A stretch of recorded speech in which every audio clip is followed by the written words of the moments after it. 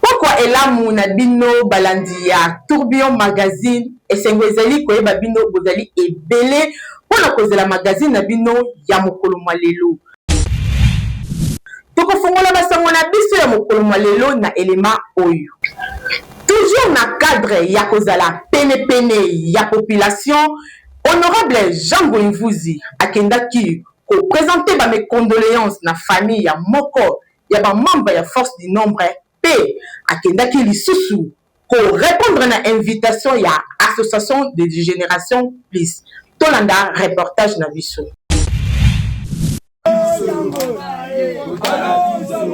Moninga malamu na tango ya pasi, honorable Jean Goïmvouzi bakisela ye double bonsard, la carte qui gagne toujours ye. Akendaki kuna na masina quartier de na avenue Kwengo epai wapi bakendaki kolela moko ya membre ya force du nombre présidente ya CELI Madame Christine Ndai Mukwatanga oyo asilaki kotika biso. Honorable Jean Goï akutanaki na famille ya Mama Christine apresentaki ba mes condoléances na ye. Azalaki ye moko te, azalaki accompagné na présidente Mas Masaoula bakisela ye quartier e na maboko. Na nsima ya kolongwa na bango na esika ya matanga base dirijaki na ASBEL, association de génération plus kuna na masina mapela po bango basutenaka honorable Jean Goïmvouzi bakutanaki na président ya association de génération plus le président Dadou azalaki elongo na eli ya force du nombre conseil communal ya masina monsieur Ben Bakaduka. Kasi double bonsard, la carte qui gagne toujours, honorable Jean Goïmvouzi apeselaki boye.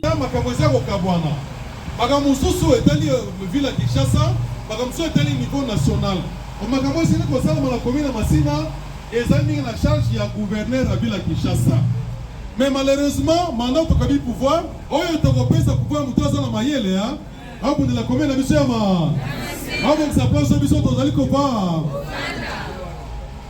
eloko tozoluka tozoluka mpona nga moko te, mais tozoluka mpo nga na boteme na Masina awa famille na nga eza na Masina awa solo okenda ye ndaki osala tala nga solo obina kite Masina na okenda na ofutela te makambo kofutela na biso esi eleka deja ndele ata solo obina longa Masina komina solo okenda ofutela te okende epa na nga moko. Donc est-ce que na vai na Masina eza epa na nga moko siko na kowelela ebonga ndono kolonda bazobimisa ye wana azobima non je suis chez moi na kovanda na ndenge na lingi soki ata na bibi na okende epa na nga moko mais Masina ezali base tokokontinue ti oyo nzambe abongisa tosala mpona Masina tozongeli kosala yango. Tango balobaka na bino dis-moi qui tu fréquentes, je te dirai qui tu es. Honorable Jean Goïmvouzi motema na yo ya bolamu obotama na yango. Honorable Jean Goïmvouzi bakisela ye double bonsard, la carte qui gagne toujours, aza toujours pene ya population na ye boyende ezalaka. Na quartier Kibunda wapi kuna na route ya Mokali epai wapi erosion munene esalami kuna. Tolanda ba détail na elema oyo.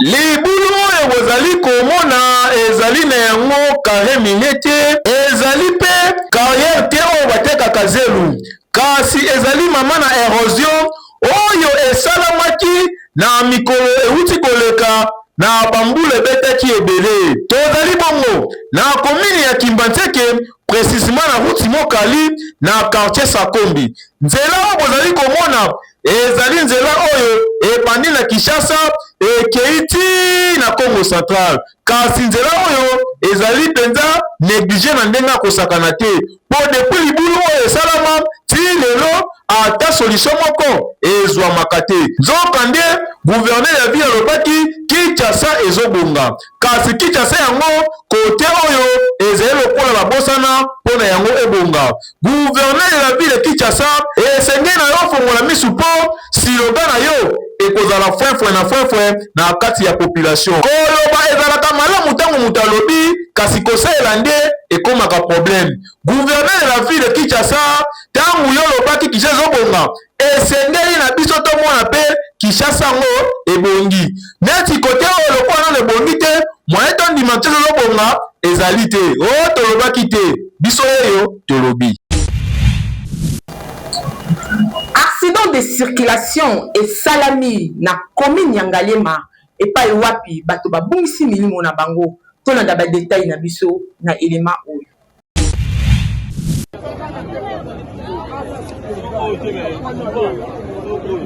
Awa tozali na commune ya Mongafula précisément na quartier Manenga Arega Malik camion moko ya monene esali mama na dega na nenga mukete frère esilaki yango chauffeur asimba boye tapi aya na ngai alokoti bato na nenga mukete ndeko na ngai ndimela ngai 5 moko bakufi sur place ba misusu kutu baza na sa mituka bazobenda bango po nombre effectif ya bato eyebani nanu te bana ya moto misusu bakatani makolo misusu bazoki na yebisi yo na bapassager oyo batekaka pembeni na balabala pembeni ya prince ndeko na ngai esali pasi mpe mawa degré ya makambo esalami ntango gouverneur Daniel Mbaza koloba na bino bokende contrôle technique bozali kolinga te omoni bambano yango ezali kosalama contrôle technique ezali mutuya mpona bana nyonso ya Congo en tout cas bandeko na ngai makambo ya boye ezali malamu te bato babongisa bazwi na bango kaka boye na cause ya muke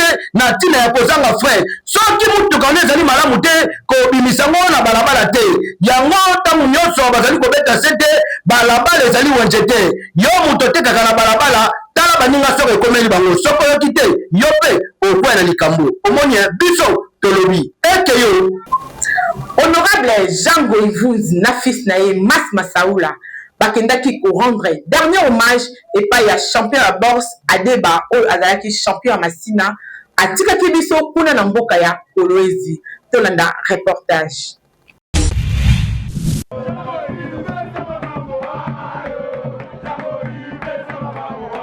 Amisana kovanda na batu pe kolia na batu yengani honorable Jean Goïvouz du double brassard likofi ya tango tanga yokaki sango ya moko ya ba champion ya commune ya Masina maître Adeba mwana ya quartier Njuzi Wabombo aungisaki molimo na ye kuna na mboka ya Kolwezi atikalaki nsima te akendaki kovisite bafamille oyo babungisaki ndeko na bango kokabola mawa elongo na bango kanga simba peke atambolaki ye moko te azalaki akompanye na fils na ye Masi Masaoula batambolaki elongo na babasi na bango yokanisi esili bakendaki lisusu na veni kusangila na quartier 1 na nsima ya marché ya liberté mpona kotala misala ya po ndenge ezali kosalama na impact ya idéologie na kitoko nyonso ndeko na ngai ndimelanga ke en tout cas honorable Jean Goïvouz na mwana na ye Masi Masaoula mosala bazali kosala eza kondimama na miso ya bato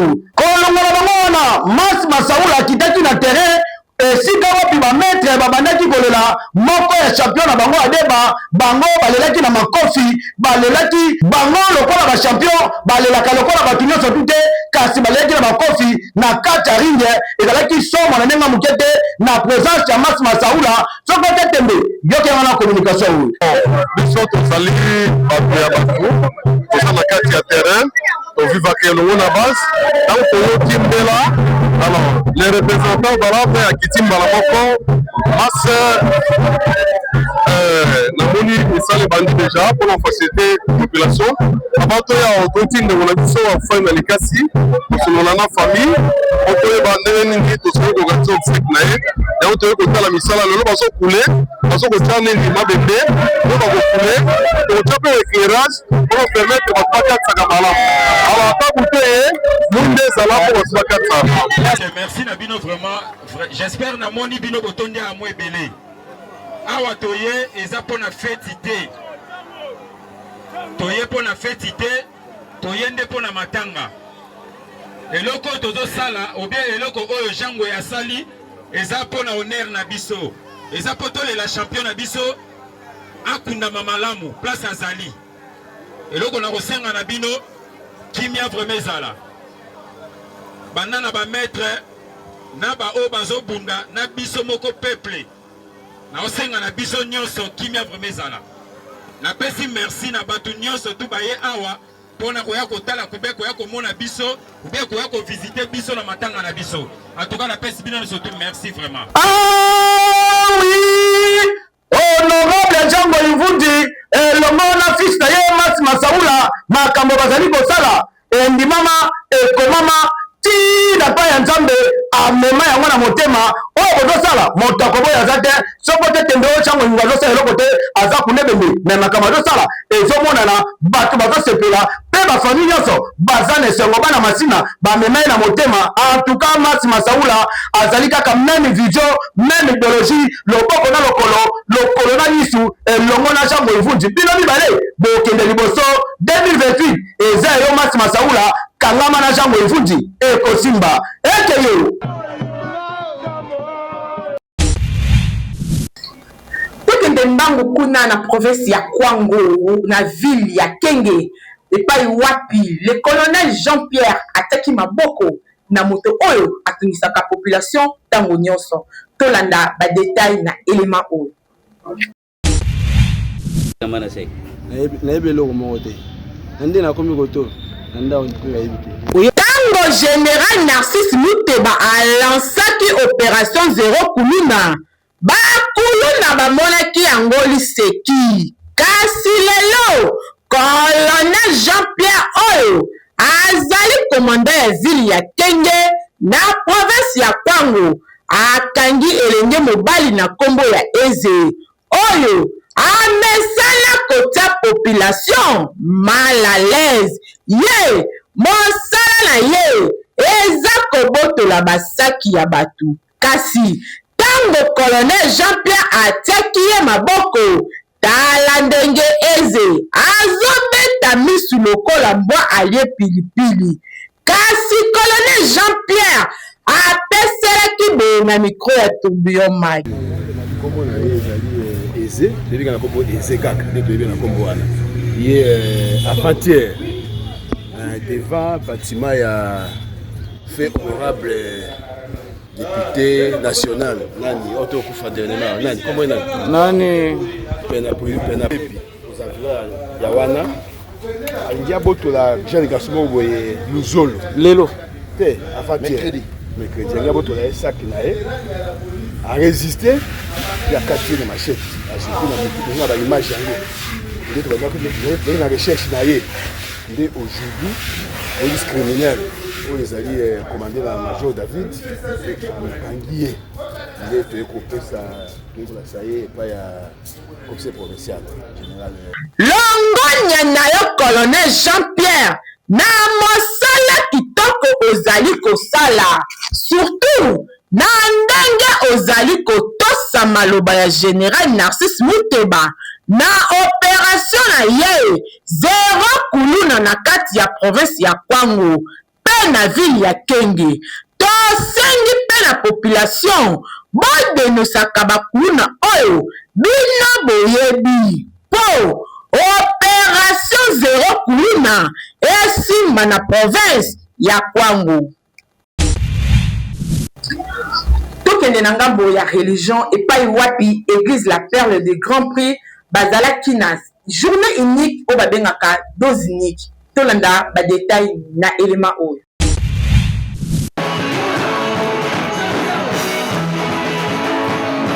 Église la Perle de Grand Prix ba organiser qui prière pe adoration oyo ezalaki dénommé la bénédiction du Père na thème na ye ADN oyo esalemaki mokolo ya dimanche 23 novembre 2025 na ngonga ya 14h juste elongo na mosali ya nzambe moto oyo nzambe ayokaka na facilité le bishop Jean-Marc Mbuta.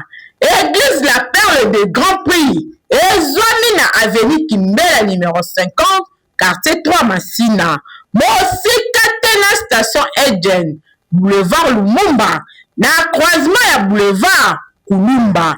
Louange pe adoration ezalaki na rendez-vous yokelanga eloko oyo. Lorsqu'on emmena Jésus à la crucifixion, il était proche de Jésus. On a arrêté Jésus, mais Pierre ne savait pas à lui et caché l'identité, l'ADN de Jésus. Mais lui-même ne savait pas. Voilà, je me pose maintenant la question. Le jour que Jésus posa la question à ses disciples, et chacun d'eux avait répondu. Mais le jour que Pierre avait pris la parole, Jésus a dit, qui est Pierre? Si c'était Pierre, j'ai bâtiré. J'ai bâtiré. Il bâtira église. Selon les paroles qui étaient sorties dans la bouche de Dieu. Bana na nzambe bazalaki édifié na mateya na Yesu guru na Yesu ntunga esengo na libota oyo bazali na nzambe na bango elongo. Totikali kaka na ngambo ya religion epai wapi Exode Ministry bazali kokoba toujours na marathon de prière na bango tolanda ba détail na élément oyo.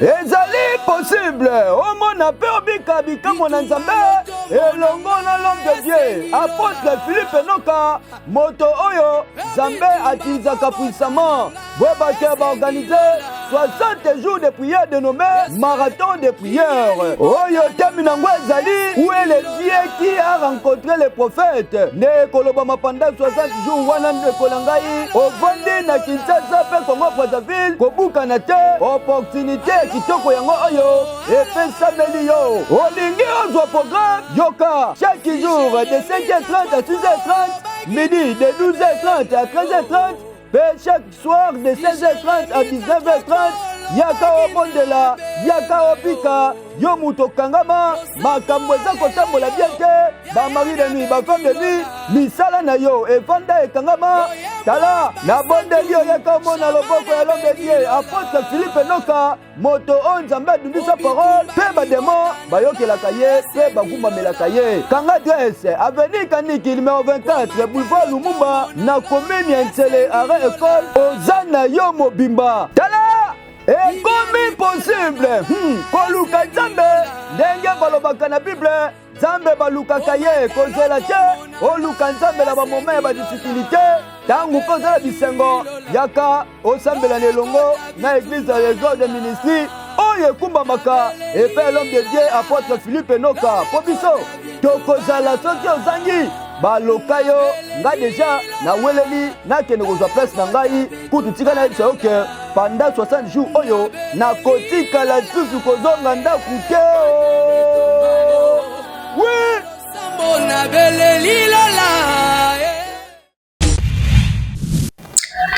tokomi na rubrique na biso oyo bozelaka ntango nyonso ya lelo nani alobi toyoka nani alobi.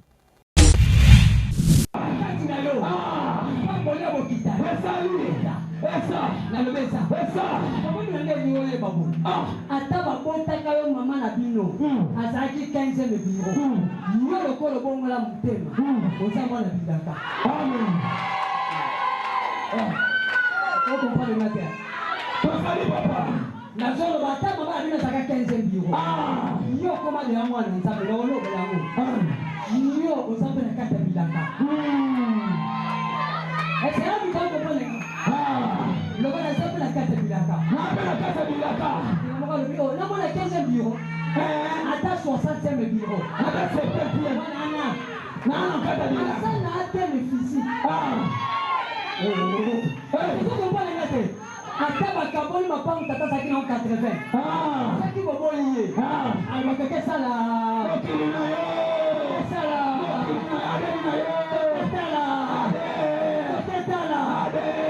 Ça va coûter là.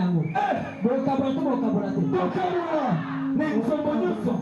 Ça va voler l'état ko. Ça va voler l'état ko. La gelade. Oh non. Laisse que l'éternel Dieu te bénisse. Là, c'est l'ADN physique. C'est maintenant. Nous avons l'ADN spirituel. L'ADN spirituel. Je me pose maintenant la question. Par où que j'ai trouvé l'ADN? C'est dans ces contextes que Dieu m'avait inspiré. À partir de ces contextes que j'avais sorti le terme. Un homme m'a posé la question, pourquoi tu aimes des thèmes compliqués? Non, ce n'est pas moi, c'est l'Éternel lui-même. Allez lui poser la question. Pourquoi il me donne cela? ADN spirituel. Je suis dans le livre de Matthieu chapitre 26, verset 26 à 28. Il y a quelqu'un qui peut me lire?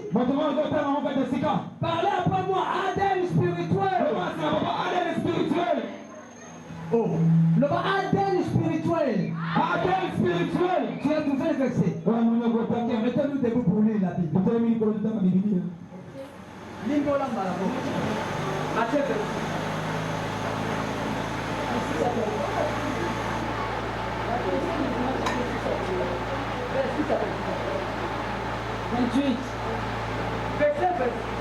26. Totangi na Matthieu 26 à 28. J'ai lu au nom de Jésus. Car ceci est mon sang.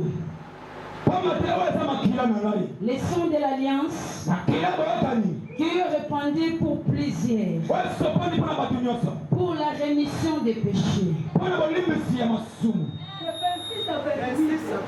Matthieu 26, chapitre 26 à 28. Pendant qu'il mangeait, Jésus prit du pain et après avoir rendu grâce, il les romput et les donna aux disciples en disant: prenez, mangez, ceci est mon corps. Il prit ensuite une coupe et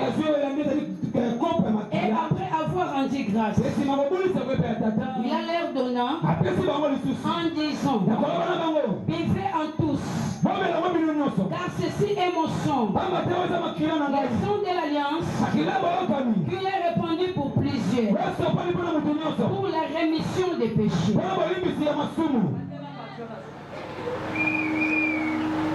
Car ceci est mon sang, le sang de l'alliance qui est répandu pour plusieurs, pour la rémission des péchés.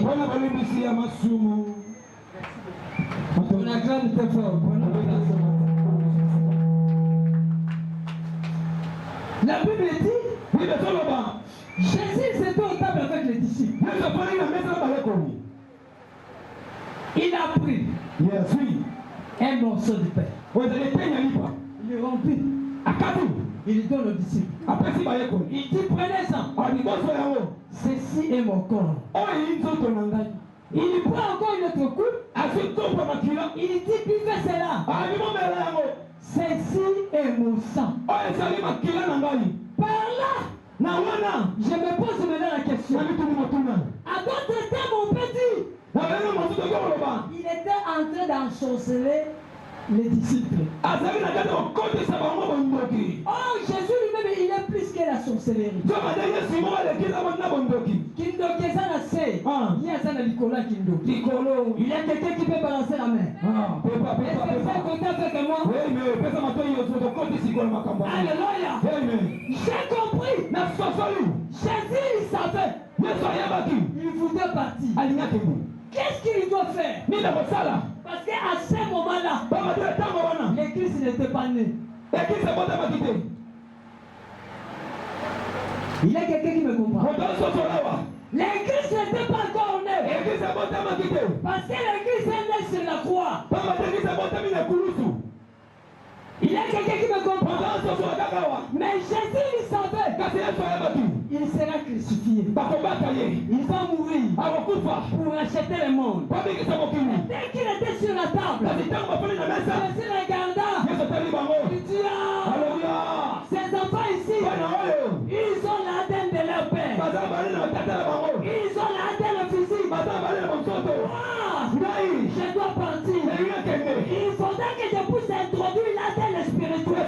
Que dois-je faire? Il a pris le pain. Cela symbolise le corps. Il a pris le sang. Il a pris le vin.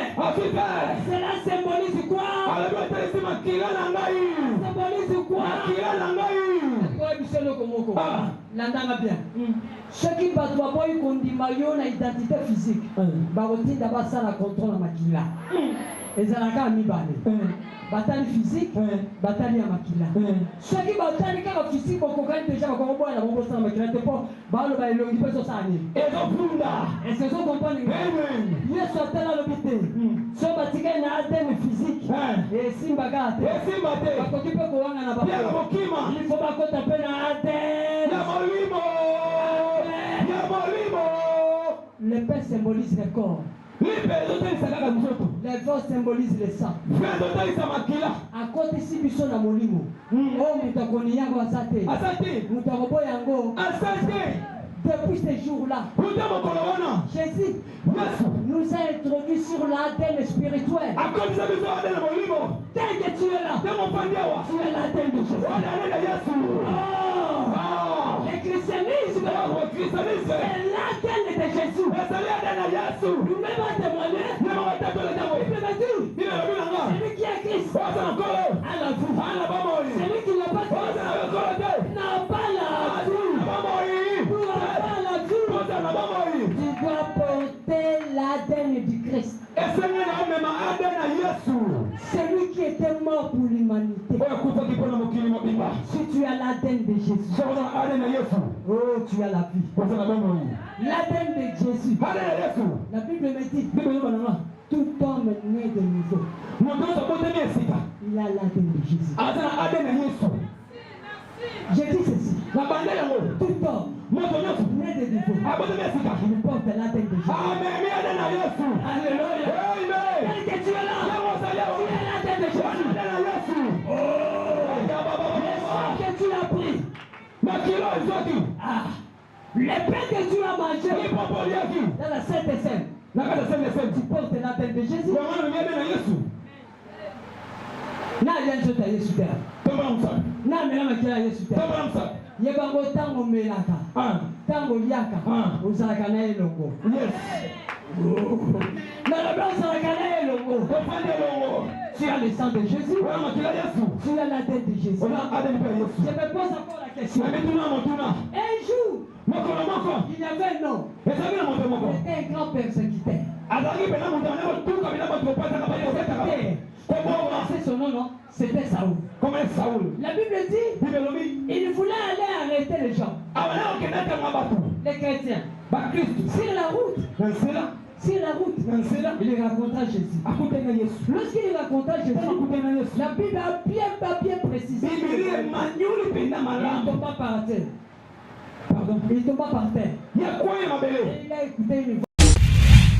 Merci na ndenge bozalaki ebele pona kolanda magazine na biso ya mokolo malelo esongolanga ezalaki ko présenter bino yango soki bosepelaki na yango bopesa merci na équipe technique o basungaki ngai na kota na bandako na bino soki ngai na bino nzambe azongi te tomonani mokolo ya sima yo yo yo yo yo yo yo yo yo yo yo yo yo yo yo yo yo yo yo